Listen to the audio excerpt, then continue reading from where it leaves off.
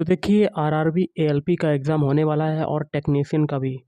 तो इस वीडियो में आरआरबी एएलपी और टेक्नीशियन का हम लोग प्रीवियस ईयर का पेपर सॉल्व करेंगे।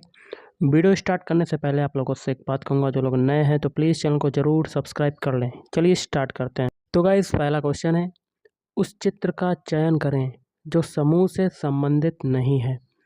तो देखिए पहले ए वाले बॉक्स में बीच में देखिए एक सर्किल है और एक बीच से आपका व्यास क्या है।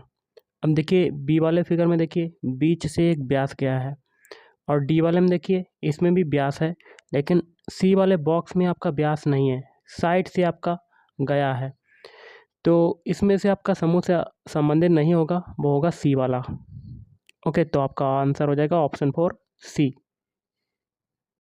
अगला क्वेश्चन है आपका कि डी डब्ल्यू टी का संबंध है जी जेड डब्ल्यू से, तो क्यू पी एम का संबंध बताना है। तो जो तरीका पीछे लगेगा पहले से दूसरे बनने में, वही तरीका आगे अप्लाई करेंगे। तो डी डब्ल्यू और टी, इनके अल्फ़ाबेट कोड लिखते हैं। डी का कोड होता है 4, डब्ल्यू का कितना होता है 23 और टी का होता है 20।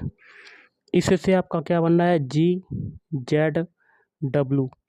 जी का कोड कितना होता है 7, जेड का होता है 26 और डब्ल्यू का कितना होता है गाइस 23 होता है।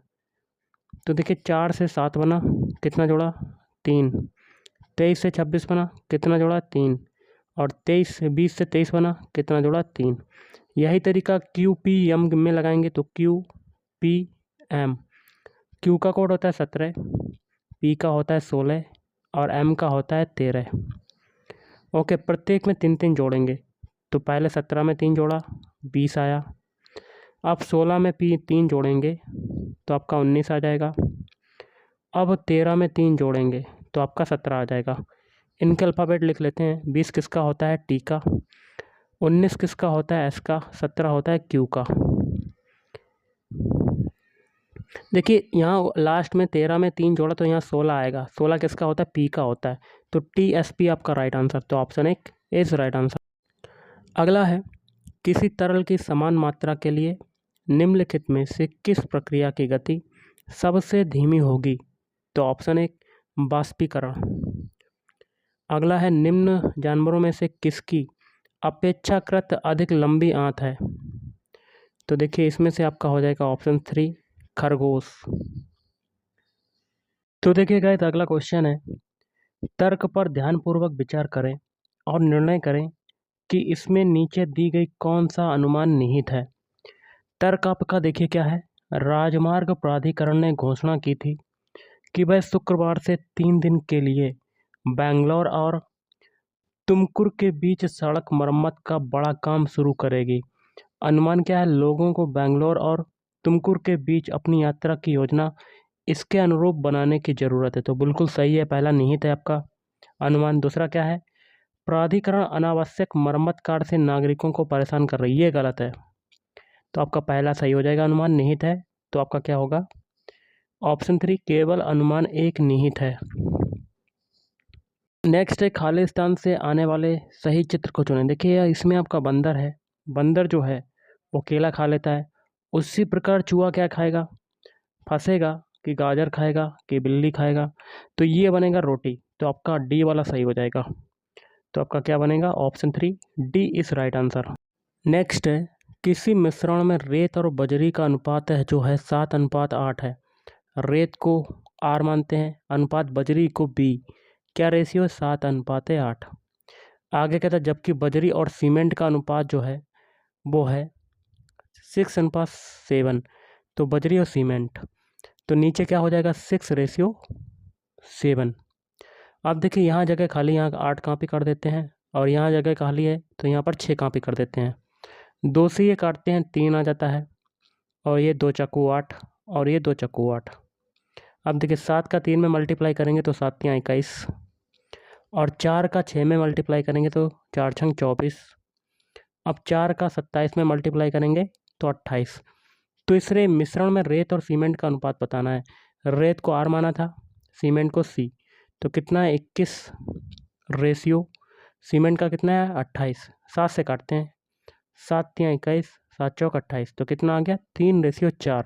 तो ऑप्शन 4 इज राइट आंसर।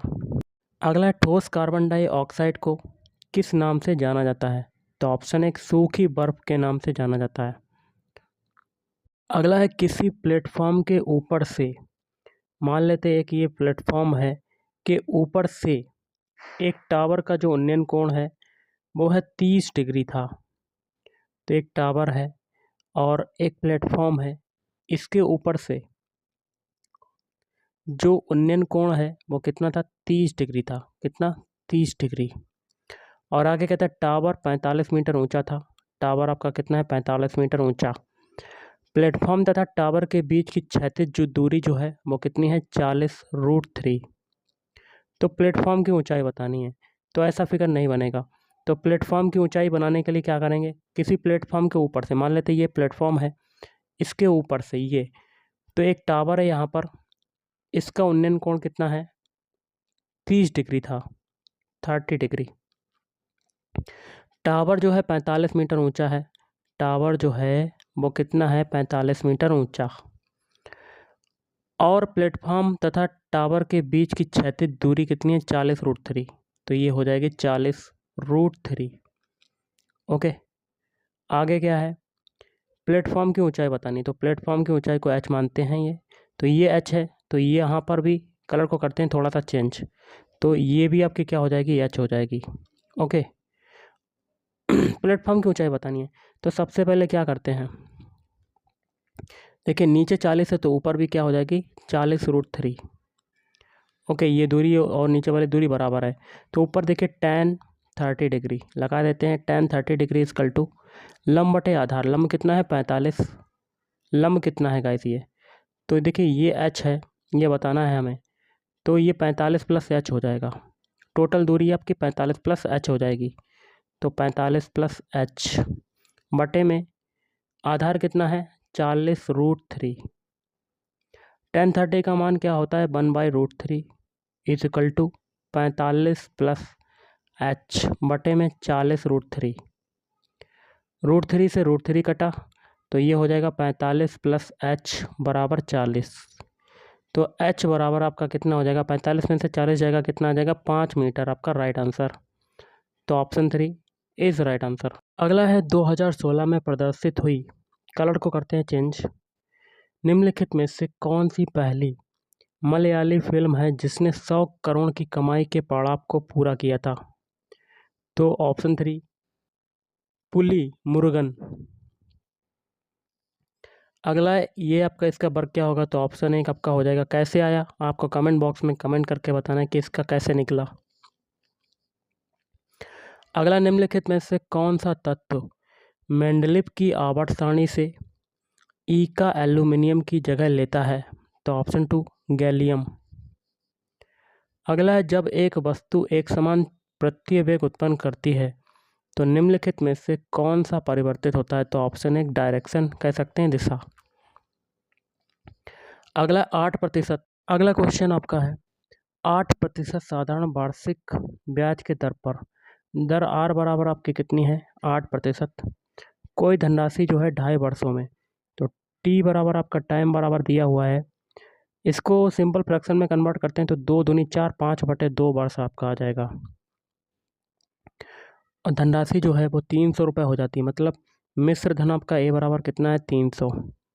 तो निवेशित धनराशि क्या है? पी बराबर हमें बताना है कि क्या आएगा। तो देखिए ए बराबर आपका क्या होता है? P 1 plus RT/100। ओके, ए की वैल्यू कितनी है? 300। पी की वैल्यू हमें निकालनी है, और 1 प्लस आर की वैल्यू कितनी है? 8। टी की वैल्यू कितनी है? 5/2 इंटू 100। अब इसको 2 से 5 से काटते हैं, 5 दूनी 10, 0। 2 से ये 8 काटते हैं तो 4।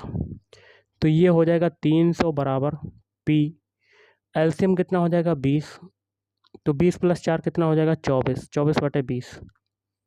अब ये हो जाएगा, देखिए 2 से काटते हैं तो 2 से काटते हैं, 2 एकम 2, 2 दूनी 4, 12 आ गया, और ये नीचे 10 आ जाएगा। अब 12 से अब ये 6 से काटते हैं तो ये आ जाएगा 300 बराबर पी इंटू 12/10।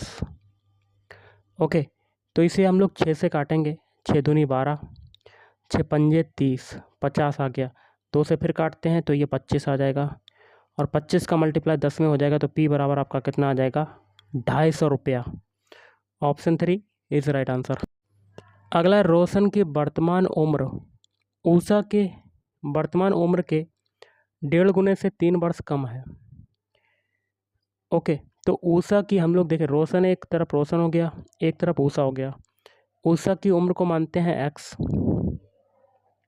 तो उषा की उम्र से है तो कितना है, उषा की उम्र है x, तो इतने गुने से मतलब 1.5 गुने से, मतलब x इंटू 1.5 गुने से 3 कम है तो माइनस का 3, ये हो गया आपका। आगे क्या कहता है, 12 वर्ष पहले उषा की उम्र, तो 12 घटा देते हैं दोनों में से, 12 घटाते हैं तो कितना आ जाएगा, तो ये हो जाएगा 1.5x माइनस 12 इंटू 3, सॉरी -3 और हो गया। साथ में आगे उषा के लिए घटाते हैं तो ये हो जाएगा x माइनस 12, तो ये हो जाएगा 1.5x माइनस का 15, और ये हो जाएगा x माइनस 12। 12 वर्ष पहले की बात हो रही है। आगे कहता है वर्ष पहले रोशन की उम्र, उषा की जो उम्र है, उषा की जो उम्र है रोशन की उम्र से 3 वर्ष ज़्यादा थी, रोशन की उम्र से 3 वर्ष ज़्यादा थी। कितनी थी, 3 वर्ष ज़्यादा। 12 वर्ष पहले जो रोशन की उम्र के आधे, मतलब रोशन की उम्र के आधे मतलब बटे 2 से 3 वर्ष ज़्यादा थी, प्लस 3 और कर देंगे तो ये उषा की उम्र हो जाएगी बराबर, ज़्यादा थी। तो वर्तमान रोशन की वर्तमान उम्र क्या होगी, तो देखिए यहाँ पर ये हो जाएगा 1.5x माइनस 15 बट्टे में 2 बराबर हो जाएगा x माइनस 12, 3 उधर जाएगा तो माइनस का 3, तो 1.5x माइनस 15 बराबर आ जाएगा x माइनस 15, और 2 का मल्टीप्लाई हो जाएगा इसमें, तो ये हो जाएगा 1.5x माइनस 15, और ये हो जाएगा 2x माइनस 30। ओके, अब इसको हम लोग पक्षांतर करते हैं, तो 2x में से 1.5x जाएगा तो 0.5x हो जाएगा बराबर माइनस के 15 और प्लस के 30, तो ये हो जाएगा 15 के बराबर।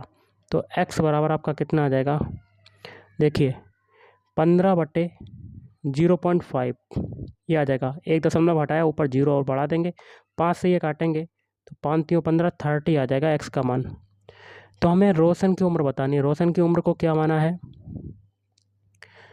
वर्तमान में, रोशन की वर्तमान उम्र क्या है, कलर को थोड़ा चेंज कर लेते हैं जिससे कि आपको समझ में आ जाए। तो x की वैल्यू को पुट कर देते हैं, तो 30 इंटू 1.5 और माइनस का बाहर है 3, ये है रोशन की उम्र। तो मल्टीप्लाई करते हैं, 15 तियाँ 45, ओके, तो 45 हो जाएगा, और पॉइंट 0 होगा तो 0 हट जाएगा, तो 45 माइनस 3, तो आपका कितना निकलेगा, 42 वर्ष।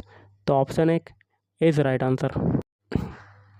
अगला है कि यदि किसी विलयन से नीला लिटमस लाल रंग में परिवर्तित हो जाता है तो इसका pH स्तर कितना होने की संभावना होती है, तो ऑप्शन 2 6।